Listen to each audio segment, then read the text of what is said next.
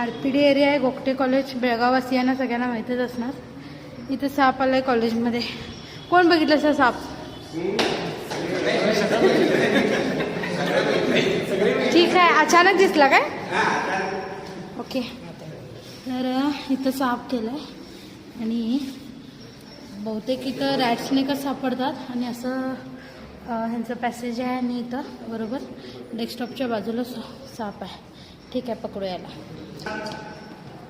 अशा पोझिशनमध्ये साप जास्त प्रमाणात अटॅक करतोय. रंबागला जागा असते, त्यांना इन्सिक्युअर वाटलं की अटॅक करतात. कुठलं रॅट स्नेक आहे हे हलते.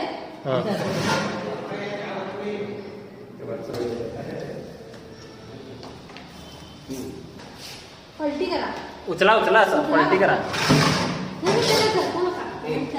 उचला उचला, हो का तसं करा.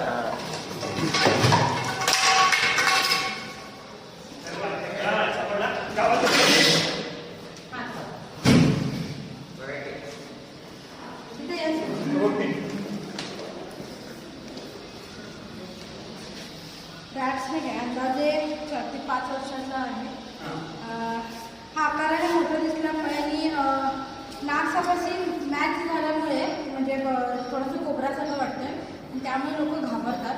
घाबरून मारण्याचा सुद्धा प्रकार होतात सगळ्या काही काही ठिकाणी. पण यांनी मारलं नाही, त्यांनी वाचवले आणि आम्हाला रेस्क्यू करायला बोलवले. त्यामुळे आमचं खरंच खूप आभार. त्या अशा ठिकाणी साप राहायला पाहिजेत, जास्त करून बिनविषारी साप म्हणजे रॅट स्नेक. कारण वर्षाला 300पर्यंत उंदरं होतात साप. शेतकऱ्याचं ग्रामीण या सापाला मानलं जातं आहे. हा साप जर झाला तर विषारी साप येण्याचा धोका फार कमी होतो आहे. पण लोकांना एक भीती असते, साप म्हणजे भीतीच. त्यामुळे अशा पद्धतीने गुंडाळण्याचा प्रयत्न करतो. तुम्ही होऊ शकता. ह्या सापाबद्दल फार अंधश्रद्धा आहेत.